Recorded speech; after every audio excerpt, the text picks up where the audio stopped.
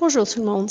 Dans cette vidéo, on va regarder qu'est-ce qui se passe quand on met des transformations inversées réciproques en combinaison avec d'autres transformations. Pour commencer, on va regarder qu'est-ce qui se passe si on fait des transformations de la fonction y égale f à x. On va décrire les fonctions, mais on va donner plus particulièrement les coordonnées de l'image d'un point particulier sur cette fonction, notamment le point 1, 3. Et en fait, je vais commencer là.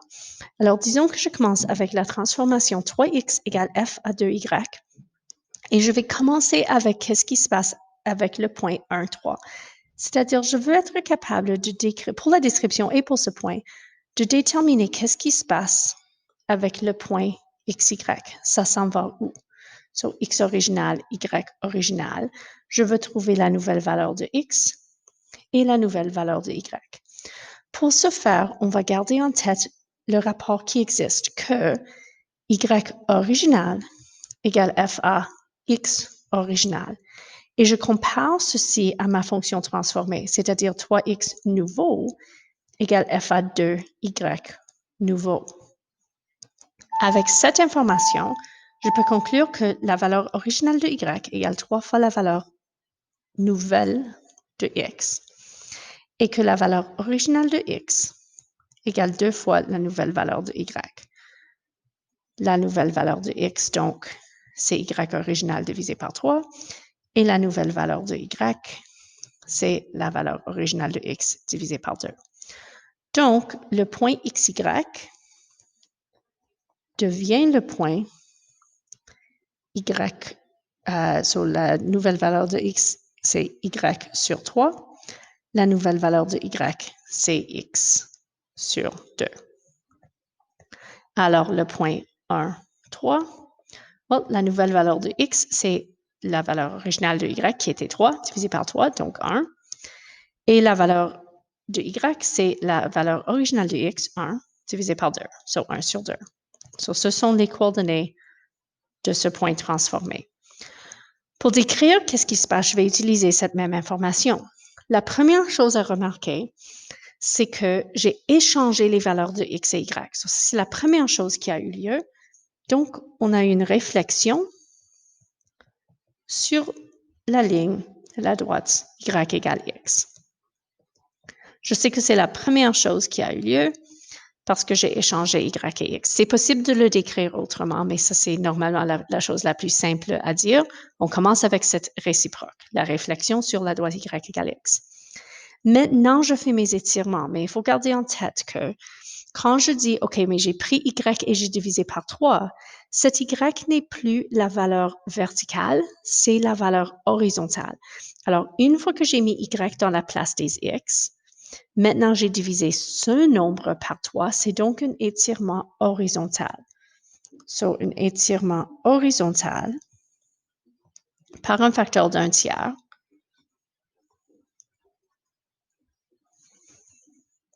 Dans l'axe des y.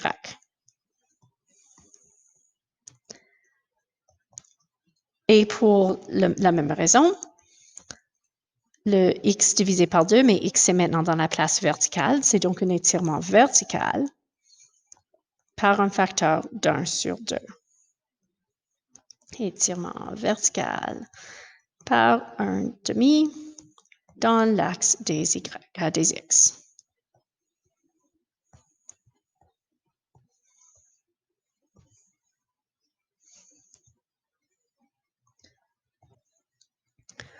OK.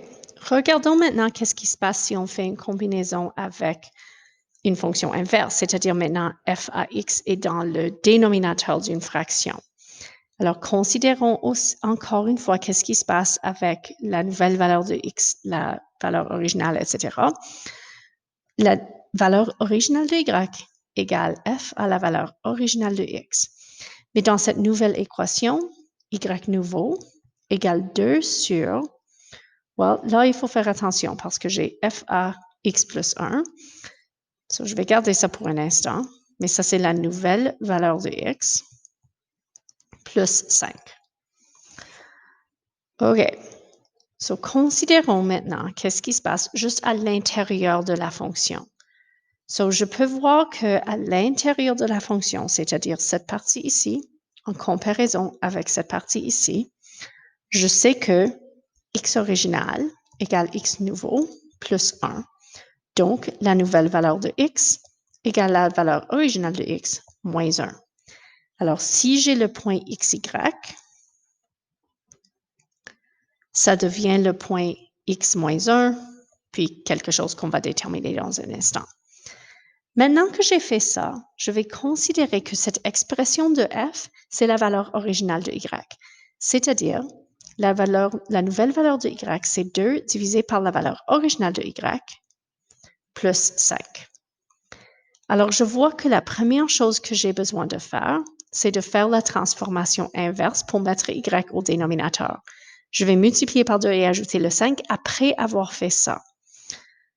Mais pour mon point, je peux conclure que j'ai maintenant la nouvelle valeur de y qui est 2 sur y plus 5. Et je peux donc déterminer qu'est-ce qui se passe avec le point 1, 3. Pour le x, je fais 1 moins 1, donc 0. Et 2 sur 3 plus 5. So, 2 tiers plus 5, c'est 17 tiers. So, ça, c'est le nouveau point transformé. Pour ma description, je peux décrire ma translation horizontale à n'importe quel moment. Alors, je vais choisir de le décrire quand je décris ma translation verticale. Mais je vois ici que la première chose à faire, c'est une transformation inverse. So, transformation inverse, c'est un changement sur le coordonnée verticale de la fonction, sur la valeur de y, mais évidemment, ça change beaucoup la forme de la fonction. Après ça, une fois que j'ai y au dénominateur, yn égale 1 sur y original, je dois multiplier par 2 pour avoir ce 2 au numérateur. Donc, c'est un étirement vertical par un facteur de 2 dans l'axe des x.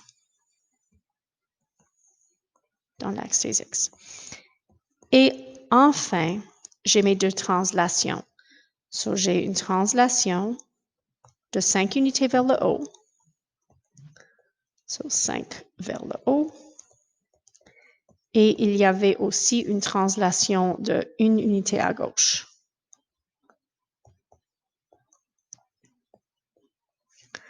Généralement, on préfère décrire la transformation soit réciproque ou inverse comme la première transformation et après ça de faire les autres. Il y a des exceptions, comme j'ai mentionné. C'est possible de décrire en particulier le premier exemple ici avec la réflexion à la fin, mais ça vaut mieux le faire au début. C'est un peu plus simple. OK, allons à l'envers. Maintenant, j'ai une description et je dois écrire la fonction transformée. So, la première chose, on a une réflexion dans la droite y égale x. So, après ma première étape, j'ai maintenant, au lieu d'avoir y égale f à x, j'ai x égale f à y. Suivi d'un étirement. Oh, attendez un instant. Je vais faire deux façons différentes avec les deux notations différentes. Alors, j'ai soit x égale f à y ou bien y égale f inverse ou f réciproque de x. Alors, c'est deux possibilités après la première étape.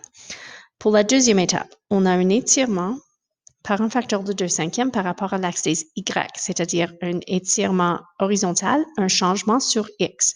Donc, x est remplacé par, c'est un étirement par 2/5, donc je remplace x par 5 sur 2x.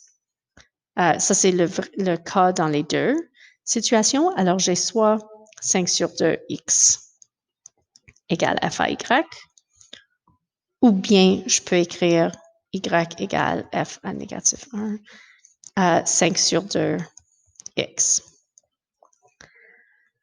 Et une translation, alors ça c'est la troisième étape. J'ai une translation de 2 unités à droite, donc x est remplacé par x moins 2. Et 3 unités vers le bas, donc y est remplacé par y plus 3. Ce qui donne, j'ai 5 sur 2 x, x moins 2, pardon. 5 sur 2 fois x moins 2, entre parenthèses, égale f à y plus 3. Et si on l'a laissé dans cette forme, c'est parce qu'on pense ne pas pouvoir isoler y. Ça vaut donc pas la peine d'isoler y. On laisse juste comme ça. Dans l'autre cas, on a y plus 3 égale f négatif 1 5 sur 2, x moins 2 entre parenthèses. Celle-là, ça vaut peut-être la peine d'isoler y. Alors, on pourrait écrire y égale f réciproque de 5 sur 2, x moins 2 plus, moins 3. Ces deux sont acceptés. Si vous isolez x dans le premier cas, ce n'est pas la fin du monde, vous pourriez le faire. Dans ce cas, on aura x isolé, x égale 2 cinquièmes f à y plus 3 plus 2. Ça, c'est aussi accepté comme réponse. Et maintenant, là, j'ai donné une description où on va finir avec la transformation inverse. Normalement, quand on doit décrire, on va préférer de commencer avec ça. Mais quand je donne la description, et vous avez besoin de respecter l'ordre qui est donné. Une réflexion par rapport à l'axe des x. Une réflexion par rapport à l'axe des x, c'est donc y remplacé par négatif y.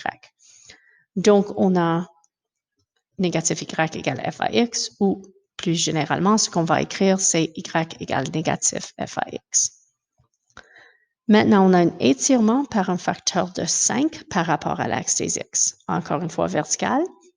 Y est remplacé par 1 cinquième y.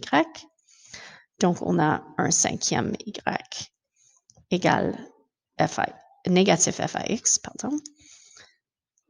Ou plus généralement, ce qu'on va écrire, c'est y égale moins 5 f à x. On a une translation de 4 unités vers le bas. Alors, y est remplacé par y plus 4. Et on a donc y plus 4 égale moins 5 f à x. Ou ce qu'on fait plus généralement, y égale moins 5 f à x moins 4. Maintenant, finalement, la transformation inverse. La transformation inverse, c'est qu'on remplace y par 1 sur y. Alors, j'ai maintenant 1 sur y égale moins 5 f à x moins 4. Et là, je vais isoler y, donc on a y égale 1 sur moins 5 fois f à x moins 4. Ça, c'est l'équation finale. Je vais souligner la différence entre celle-ci où on fait l'inverse à la fin. Et donc, la multiplication et la soustraction sont tous au dénominateur de la fraction. Et si on compare avec le deuxième exemple qu'on a fait, y égale 2 sur f à x, on regarde maintenant ici.